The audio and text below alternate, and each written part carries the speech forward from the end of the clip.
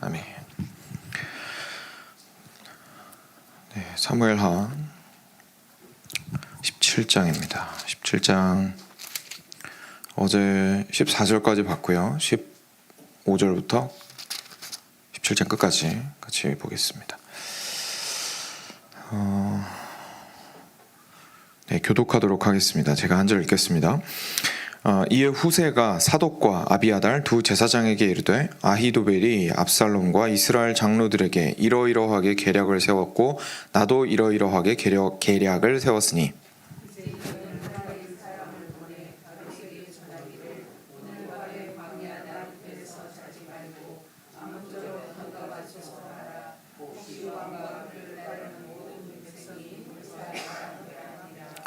그때 요나단과 아히마아스가 사람이 볼까 두려워하여 감히 성에 들어가지 못하고 에느로겔가에 머물고 어떤 여종은 그들에게 나와서 말하고 그들은 가서 다윗 왕에게 알리더니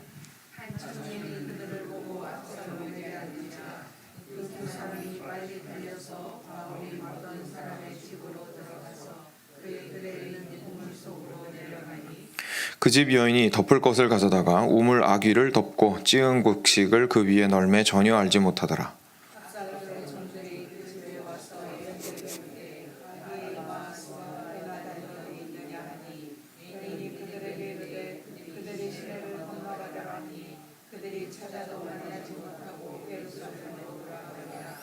그들이 간 후에 두 사람이 우물에서 올라와서 다윗 왕에게 가서 다윗 왕에게 말하여 이르되 당신들은 일어나 빨리 물을 건너가소서 아히도벨이 당신들을 해하려고 이러이러하게 계략을 세웠나이다.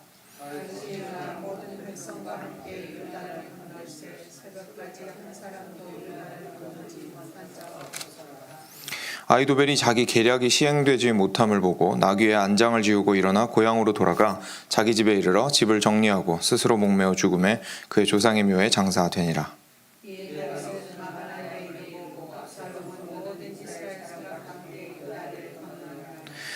압살롬이 아마사로 요압을 대신하여 군 지휘관으로 삼으니라. 아마사는 이스라엘 사람 이드라라 하는 자의 아들이라. 이드라가 나하스의 딸 아비갈과 동침하여 그를 낳았으며 아비갈은 요압의 어머니 스루야의 동생이더라. 다윗이 마하나임에 이르렀을 때에 암몬 족속에게 속한 라빠 사람 나하스의 아들 소비와 로데발 사람 암미엘의 아들 마길과 로글림 길르앗 사람 바르실레가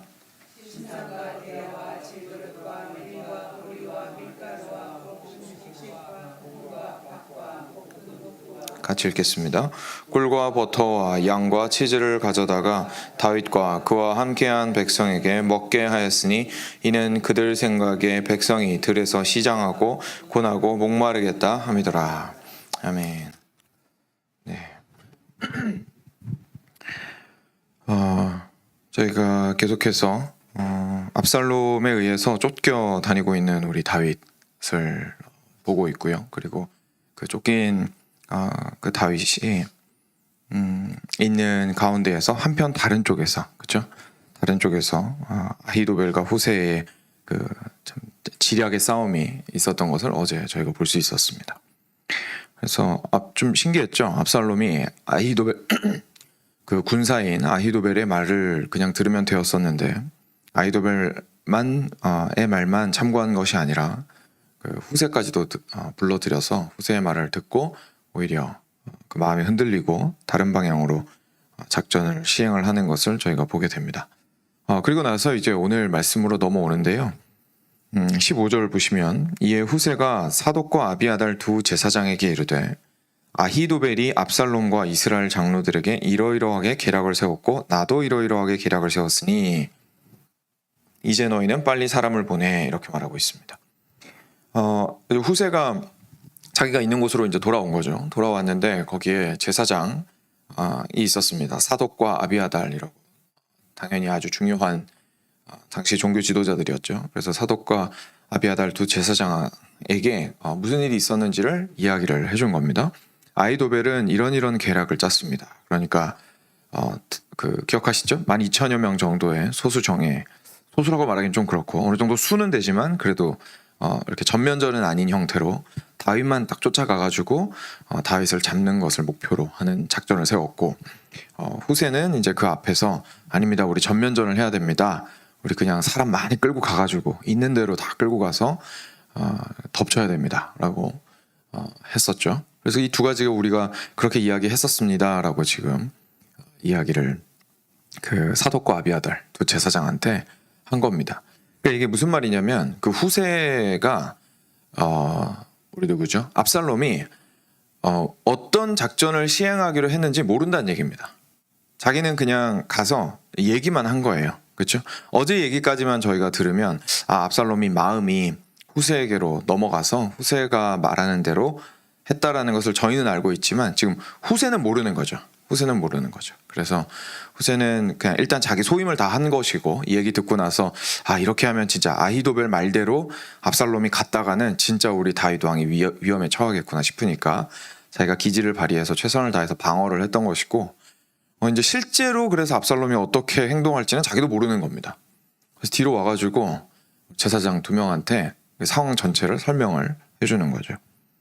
그래서 16절에 보시면 이렇게 됩니다. 너희는 빨리 사람을 보내라고 이야기하죠. 그래서 다윗에게 전하라. 뭐라고 전하라고 하냐면, 오늘 밤에 광야 나루터에서 자지 말고 아무쪼록 건너가소서. 그러니까 더 이상 지체하지 말고 요단 이쪽 편에서 이제 내일 건너야지 하지 마시고, 언제 들이닥칠지 알 수 없으니까 그 아히도벨의 작전대로 만약에 압살롬이 시행하게 된다면 그 12,000명을 얼른 모아가지고 밤새라도 지금 쫓아서 올 수가 있는 상황인 거잖아요.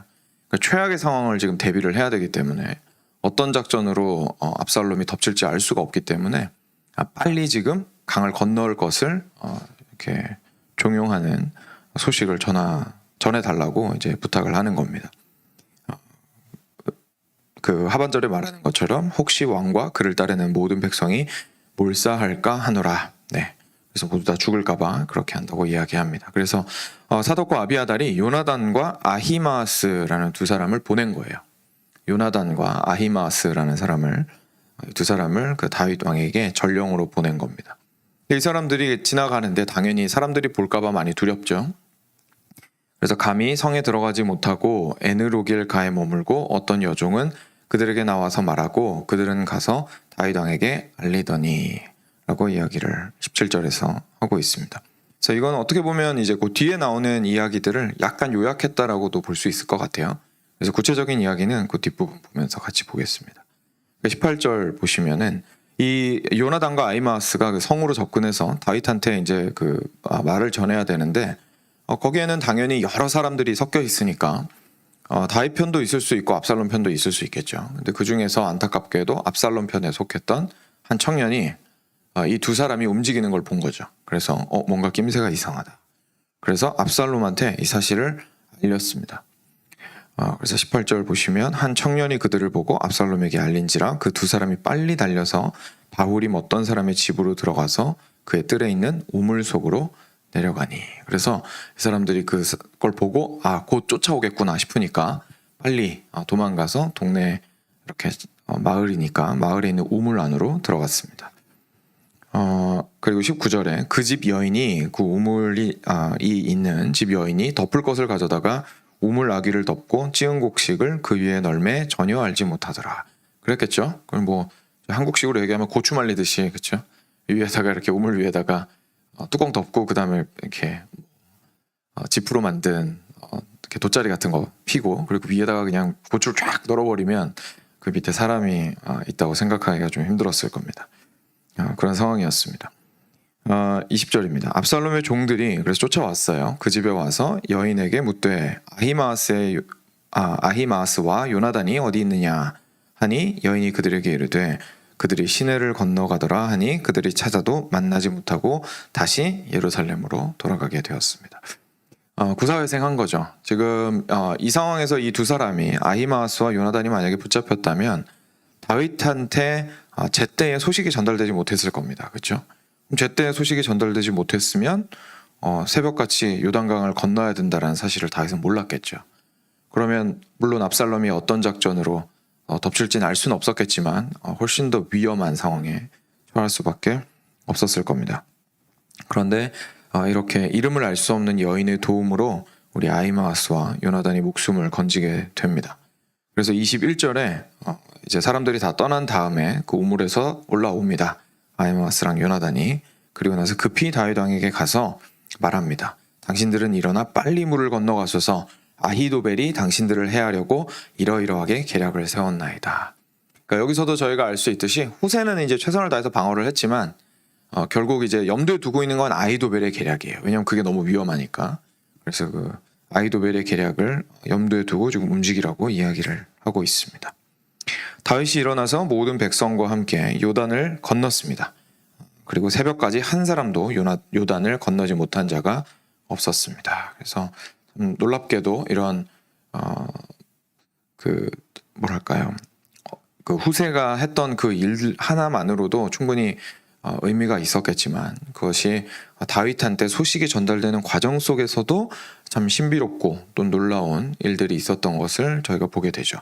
하나님께서 그 아히마아스와 요나단을 안전하게 지키시고 그것을 통하여서 그 다윗이 소식을 듣고 온 백성들을 온전히 지킬 수 있도록 도와주신 것을 저희가 보게 됩니다. 그리고 이제 오늘 크게 이제 한 세 부류의 사람이 나오는데 이제 두 번째 아히도벨 이야기가 나옵니다. 23절에 아히도벨이 자기 계략이 시행되지 못함을 보고 나귀에 안장을 지우고 일어나 고향으로 돌아갔습니다. 그리고 자기 집에 이르러 집을 다 정리하고 자살했습니다. 그리고 조상의 묘에 장사되게 됩니다. 아히도벨 같은 경우에는 이제 자신의 그 계략을 다 설명을 했는데 지금 그게 지금 어떻든지 간에 하여간 상황을 보니까 다윗은 이미 강을 건넌 상태니까 자기 계략을 압살롬이 받아들였든지 받아들이지 않았든지 간에 일단 그 자기 계략이 이제 안 먹히는 상황이 돼버린 거죠. 그렇죠? 강을 건너서 그 12,000명을 데리고 기습 공격을 한다라는 것은 쉽지 않을 테니까 이미 강을 건너버린 상황에서 자기가 아무리 지혜로운 그 작전을 이야기를 했어도 그리고 압살롬이 행여나 그것을 후세의 말을 듣지 않고 자기 말을 들었다 할지라도 이미 상황 자체가 전황 자체가 바뀌었기 때문에 이건 뭐 내가 말하는 게 아무런 의미가 없구나 상황이 된 거죠. 여기서 좀 저희가 한 가지를 알 수가 있습니다. 아히도벨이 마음이 어디에 있었느냐 하는 거죠. 아히도벨은 정말 진심으로 다윗이 무너지길 바랬던 것 같아요.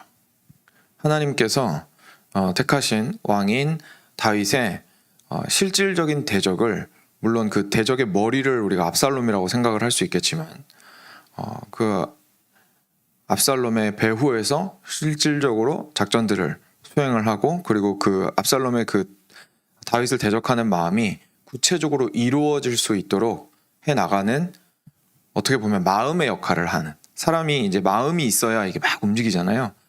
압살롬의 그 마음을 대변하는 역할을 했던 사람이 아히도벨이 아닌가 생각하게 되죠. 그냥 단순히 자기 주군을 돕는 수준이 아니라 마음을 완전히 하나로 하여서 진짜로 이 다윗을 무너뜨리고 내가 섬기는 이 압살롬을 세워야겠다는 마음으로 가득했던 사람인 겁니다. 근데 지금 모든 걸 다 잃었죠. 압살롬의 마음도 잃었습니다. 그렇죠? 후세가 와가지고 후세 말 듣는 것처럼 보이니까. 그리고 다윗을 봤더니 자기가 지금 그렇게 무너뜨리고 싶었던 다윗이 살아나는 걸 딱 보게 된 거죠. 그리고 얼마나 똑똑한 사람입니까? 그러니까 바로 아마 생각이 들었을 거예요. 다윗이 지금 여기서 목숨을 건졌으면 기회를 잃었다. 이건 뭐 더 이상 이런 절호의 기회는 다시는 오지 않을 것 같다. 아마 뭐 그런 판단을 했을 수도 있을 것 같습니다. 뛰어난 군사였으니까. 그러니까 우리는 언제 스스로 목숨을 끊을까요? 자신의 인생의 의미가 주어지는 것이 사라졌을 때 삶의 의미를 전혀 찾지 못하게 되면 결국 죽을 수밖에 없거든요. 아니면 죽는 것처럼 살든지, 그렇죠? 그러니까 삶이 막 무기력해지고 생명력이 전혀 없고 자살은 하진 않았지만 마치 죽은 것처럼 살아가든지 아니면 이 인생은 더 이상 살 가치가 없다고 결단하고 스스로 자결을 하든지 실제로 우리는 죽음에 가까이 가는 삶을 살게 됩니다. 이 땅에서 의미를 찾지 못했을 때. 근데 아히도벨이 지금 그런 모습을 보이고 있는 거죠. 다윗 그 왕조를 무너뜨리는 다윗 왕가를 무너뜨리는 일이 완전히 실패했기 때문에 거기에 자신의 존재를 얼마나 걸었는지를 저희가 알 수 있는 거예요. 그러니까 자기한테는 이게 진짜 생명 같은 일이었던 겁니다. 그럴 때 그 일이 실패로 돌아가고 물거품이 되어버리니까 바로 목숨을 던지는 것을 보게 됩니다. 얼마나 인간의 마음이 잘못된 것을 끝까지 추구할 수 있는지를 보여주죠. 악한 것을 얼마나 끝까지 추구할 수 있고 거기에 인생을 걸 수 있는지. 살아가는 동력이 될 때에 옆에서 사람이 보면 저 사람은 참 열심히 사는 것 같고 생명력이 있는 것 같다라고 이야기를 할 수 있는 사람도 아이도벨이 그랬을 거 아니에요. 머리 팽팽 돌아갈 거 아닙니까? 그렇죠? 그리고 가장 그 당시에 잘 나가는 것 같은 사람 가장 바로 옆에서 실권자로서 붙어 있었던 사람이기 때문에 저희가 옆에서 봤을 때는 와, 저 사람은 진짜 인생 열심히 살고 정말로 뭔가를 알고 이렇게 막 달려가고 있구나라고 판단할 수 있는 사람처럼 아마 그 당시에 저희가 옆에서 아이도벨을 봤으면 그렇게 보였을 겁니다. 그런데 여기서 탁 하고 줄이 끊어지는 것을 저희가 보면 얼마나 사람을 볼 때 우리가 어제 금요 말씀을 통해서도 저희가 좀 살펴보았지만 끝까지 달려가고 추진력을 가지고 막 밀어붙이는 것 자체가 그 사람을 선하게 만들어주지 않는다는 것을 보여주고 있습니다. 오히려 잘못된 방향으로 악한 것을 향해서 막 내달리고 있는 사람이 생명력을 가지고 있을 때는 우리가 잘 알지 못하지만 그 악이 만천하에 드러나게 되거나 그 악함으로 인해서 스스로 멸망하는 타이밍이 되면 때가 되면 하나님의 때가 되면 그 사람의 인생이 얼마나 하찮고 아무런 의미가 없었는지를 발견하게 되는 거죠. 저희의 인생을 돌아보게 만드는 것이기도 하고 과연 나는 인생을 어디에 걸고 있는가? 그렇죠? 나는 과연 나의 인생을 어디에 걸고 있는가? 나는 지금 내가 걸고 있는 이것이 탁 하고 끊어졌을 때에 나는 자멸하고 말 것인가? 아니면 그럼에도 불구하고 나는 버티고 서 있을 수 있을 것인가? 어제 저희가 함께 말씀을 나눴던 것처럼 하나님께 인생을 거는 것은 절대로 손해일 수 없습니다. 왜냐하면 온 땅, 온 우주, 모든 인생보다 크신 분이시기 때문에 그렇습니다. 그래서 그분을 섬기고 그분을 사랑하며 그분을 예배하고 그분을 의뢰하는 것은 우리에게 복인 것이죠. 우리의 생명이 지속적으로 이어질 수 있도록 하시는 분은 오직 하나님이시기 때문에 그렇습니다. 그러니까 아이도벨의 경우에는 인생의 목적이 탁 하고 끊어질 수 있지만 우리 같은 경우에는 하나님을 온전히 의뢰하고 있다면 끊어질 수가 없는 겁니다. 그러면 이제 흔들리지 않을 수 있게 되겠죠. 아이도벨을 통해서 이것을 좀 보게 됩니다. 좀 이어서 좀 더 보겠습니다. 24절에 다윗이 이제 마하나임에 이르렀습니다. 도망치고 근데 거기에 압살롬도 이 사실을 알고 이스라엘 사람들과 함께 요단을 건너왔습니다. 강을 건너왔어요. 그래서 25절에 압살롬이 아마사로 요압을 대신해서 군 지휘관으로 삼은 상태였습니다. 26절입니다. 이에 이스라엘 무리와 압살롬이 길르앗 땅에 진을 치고 서로 대치 상태에 들어가게 됩니다. 근데 이 상황에서 다윗에게 또 도움의 손길이 도착을 합니다. 바로 이어지는 27절부터 29절인데요. 다윗이 마하나임에 이르렀을 때에 암몬 족속에게 속한 소비와 로데발 사람 마길과 로글림 길르앗 사람 바르실레 이렇게 세 명이 와서 이 리스트도 아주 구체적이죠. 뭐 침상, 대야, 질그릇, 밀, 보리, 밀가루, 볶은 곡식, 콩, 팥, 볶은 녹두, 꿀, 버터, 양, 치즈 이런 거 막 가져와가지고 다윗과 백성들을 먹게 했습니다. 이유가 뭐냐면 그 들에서 이렇게 싸움을 싸워야 되는데 배고프고 피곤하고 목마르면 어떻게 싸우겠나라고 하면서 지원을 나온 겁니다. 그렇죠? 지원을 나온 겁니다. 그냥 먹을 것만 준 것도 아니고 침상까지 제공하고 먹을 것을 또 깔끔하게 먹을 수 있기 위해서 그릇까지 주고 여러 가지로 신경을 써서 배려함으로 섬기는 것을 저희가 보게 됩니다. 놀라운 것은 여기에 세 사람이 왔다고 이야기를 하고 있는데 암몬 족속에게 속한 소비 같은 경우에는 이방인입니다. 그렇죠? 암몬 족속이에요. 이방인이고 그리고 세 번째 바르실레 같은 경우에는 그 오랫동안 거기에서 섬겼던 사람이었고 아주 나이가 많은 사람이었고 그리고 마길 같은 경우에는 사울 왕가에 속했던 사람이었습니다. 그러니까 다윗하고는 어떻게 보면 뭐 크게 깊이 있는 관계가 없을 수도 있거든요. 근데 이 사람들이 다윗을 보고 그리고 이 전쟁을 옆에서 보고 판단을 했을 때 아직까지 누가 이길지 모르는 상황입니다. 그렇죠? 압살롬이 이길 수도 있어요. 지금 둘이 붙어가지고 압살롬이 이길 수도 있거든요. 근데 지금 압살롬이 이길 수도 있는 상황에서 다윗한테 붙는다는 건 굉장히 미련한 짓이죠, 사실 세상적으로는. 근데 이 사람들이 왜 이렇게 결정을 할 수 있었겠습니까? 전폭적인 지원을 다윗에게 어떻게 보낼 수 있었을까요? 하나님께서 다윗을 택하셨고 하나님께서 다윗한테 주셨던 내가 영원히 너의 왕국을 무너뜨리지 않고 세우리라 라고 하셨던 그 약속을 이들이 알고 함께 믿었기 때문에 그럴 것입니다. 그래서 이것이 저희가 그리스도인으로서 살아갈 때에 우리 예수님을 바라보는 눈이어야 됩니다.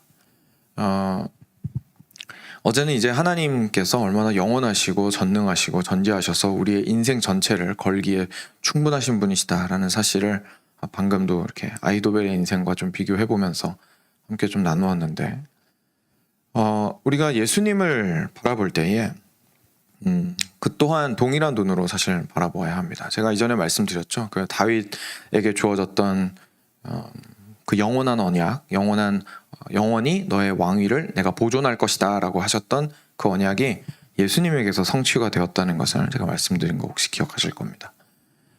그래서 우리가 예수님을 믿을 때에 이제 다윗에게 주어졌던 하나님의 언약을 온전히 우리 것으로 받을 수 있고 그 왕국 백성으로서, 그 영원한 왕국의 백성으로서 살아갈 수 있게 되는 거죠. 그래서 우리가 예수님을 볼 때에 예수님께서 하신 모든 약속과 그리고 우리가 예수님에게 걸고 있는 믿음과 우리의 인생 전체가 사실은 그럴 만한 분에게 걸고 있다는 사실을 지속적으로 저희를 이렇게 상기시켜야 합니다.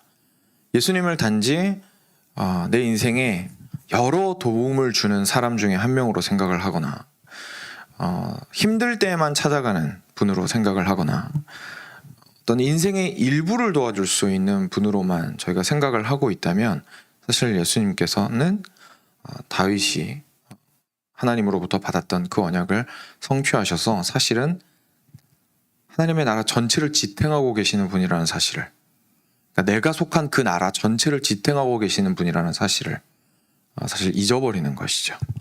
저희가 그리스도를 바라볼 때에 온전히 내가 주님을 향한 이 믿음이 그냥 단순히 현실에 있는 이 작은 문제들을 돕기 위해서 예수님께서 오신 것이 아니라 오히려 내 인생 전체의 의미가 되어주시기 위해서 이 땅 가운데 오셨구나라는 사실을 우리가 반드시 기억해야 합니다. 그랬을 때에만이 비로소 저희가 오늘 이렇게 다양한 모습을 가진 세 사람이 다윗을 도왔던 것처럼 다윗에게서 뭔가를 본 거거든요. 그런 것처럼 저희도 예수 그리스도에게서 그것을 보았을 때 실질적으로 삶이 다른 방향으로 움직일 수 있게 될 겁니다. 그냥 육신의 눈으로 보았을 때는 압살롬과 다윗이 대치되어서 결론이 아직 안 난 상황이 육신의 눈으로 봤을 땐 그런 상황이라 할지라도 예수님께 저희의 인생을 걸 수 있는 이유가 거기에 있을 수 있겠죠. 그래서 그것을 저희가 좀 기억하기를 바랍니다. 네, 이렇게 오늘 크게 세 부류의 사람들을 좀 봤습니다. 첫 번째, 이제 이름도 없는 그 여인을 통하여서 우리 아히마아스와 요나단이 목숨을 건진 것을 통해서 하나님께서 얼마나 은밀하게 하지만 확실하게 당신의 계획을 주도하고 계시는지를 좀 살펴볼 수 있었고, 그리고 아이도벨이 자기 스스로의 목숨을 끊는 것을 보면서 과연 나는 어디에 인생에 목적을 두고 있으며 인생의 의미를 찾고 있는가에 대해서 우리가 좀 생각을 해볼 수 있었고, 세 번째로는 각자 처한 상황이 다르고 상황 자체가 불확실하지만 다윗에게 전폭적인 지지를 보냈던 세 사람을 좀 보면서 우리가 우리의 삶 가운데에서 과연 그리스도를 어떤 모습으로 바라보아야 하겠는가에 대해서 저희가 좀 생각을 해보았습니다. 서로 좀 달라 보이는 새 묵상이기는 하지만 또 하나님께서 또 이 아침에 주시는 말씀이 있으리라 생각을 합니다. 그래서 함께 기도할 때에는 저희가 오늘 받으셨던 말씀 기억하시면서 개인적인 필요들을 위해서 놓고 하나님 앞에 간절히 간구하는 시간 가지도록 하겠습니다.